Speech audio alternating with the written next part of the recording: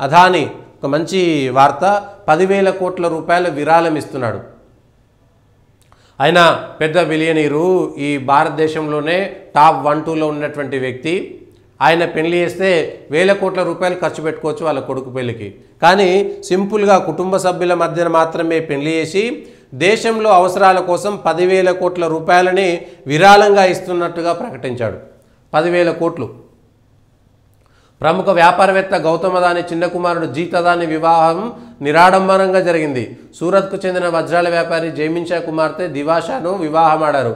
అతి కొద్ది మంది బంధువులు స్నేహితుల సమక్షంలో జైన గుజరాతీ సంప్రదాయ పద్ధతిలో జరిగింది. పెళ్లికి శ్రేయోభిలాషను పిలవలేకపోయేందుకు క్షమించాలన్నారు. కుమారుని వివాహం సందర్భంగా పేదలకు ఉపయోగపడేలా పాఠశాలలు, కళాశాలలు, ఆసుపత్రుల నిర్మాణం కోసం 10,000 కోట్లను విరాళంగా ప్రకటించారు. ఈ విద్యా సంస్థలు అంతర్జాతీయ స్థాయికి తగ్గట్లుగా విద్యా బోధన అందిస్తారు. అంతర్జాతీయ స్థాయి ప్రమాణాలతో ఆసుపత్రులను నిర్మిస్తారు. అదానీ పైన ఆరోపణలు చేసి వీళ్ళు తన కొడుకు పెళ్లికి 10,000 కోట్ల రూపాయల విరాళము ప్రకటించి దేశంలో ఇవాళ అన్ని రాష్ట్రాలకు సంబంధించి 10,000 కోట్లు అంటే 29 రాష్ట్రాలకు సంబంధించి మనిషి 500 కోట్లైనా వస్తాయి. అవసరం ఉన్న చోట తెలంగాణలో కూడా ఇవాళ స్కిల్ యూనివర్సిటీకి 100 కోట్లు ఇస్తే తీసేసిరు కదా.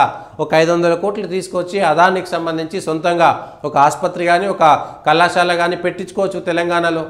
దానికోసం మాట్లాడండి, దాంట్లో ఏం తప్పులేదు. ఒకవేళ అదానీ మంచి చేసిండా చెడు చేసిండా సెబీ చూసుకుంటుంది, సుప్రీంకోర్టు తీసుకుంటుంది. ఆయన వ్యాపారాలు మంచియా చెడ్డయా అనేటువంటిది వ్యవస్థలు చూసుకుంటాయి. కానీ అవకాశం ఉన్న చోట అదానితో భేటీ అయి తెలంగాణకు సంబంధించి కనీసం ఒక 500 కోట్లు, అందులో 10,000 కోట్లలో 500 కోట్లు తీసుకొస్తే శాశ్వతంగా ఫ్రీ, అందులో మంచిగా ఎన్నో దగ్గర భూమి ఇచ్చి ఒక పెద్ద యూనివర్సిటీ కట్టొచ్చు, లేకపోతే పెద్ద ఆసుపత్రి కట్టొచ్చు, ఏదైనా ఒక తీసుకోవచ్చు. ఉన్నటువంటి ఆసుపత్రులకు సంబంధించి ఇవాళ 2,000 కోట్లు పెట్టి ఇవాళ ఉస్మానియా ఆసుపత్రి కడుతురు కదా తిరిగి. ఇట్లా ఒక 500 కోట్లు పెట్టి మామూలుది పెట్టొచ్చు. ఒక ఆయుర్వేద వైద్యశాలకు సంబంధించి ఒక 500 ఎకరాలు విరాళంగా ఇచ్చి ఆయుర్వేద వైద్యశాలను ప్రారంభించుకోవచ్చు. ప్రతిసారి కేవలం ఇవే మాత్రమే అల్లోపతి అవసరమేమున్నది, ఆయుర్వేదానికి సంబంధించి కూడా ప్లాన్ చేసుకోవచ్చు. అట్లాంటివన్నీ చేస్తే కూడా అంటే ఒక వ్యక్తి తన కొడుకు పెళ్ళైతే మనం ఎంతోమంది ఆడంబరంగా తమ ఏ లెవెల్లో ఉండేటువంటి వాళ్ళు, మన స్థాయిలో ఉండేటువంటి వాళ్ళు 50 లక్షలు, 10 లక్షలు, 20 లక్షలు ఖర్చు పెట్టే బదులు తక్కువ మందిని పిలుచుకొని తక్కువ మందికి మంచి భోజనాలు పెట్టుకొని ఉన్న దాంట్లో ఓ గుడికో బడికో 10 రూపాయలు ఇచ్చేసి, లేకపోతే పేదలకు 4 రూపాయలు ఇచ్చేసి దానం చేస్తూ 10 మందికి ఉపయోగపడేది, నిజమైనటువంటి పేదలకు ఉపయోగపడుతుంది.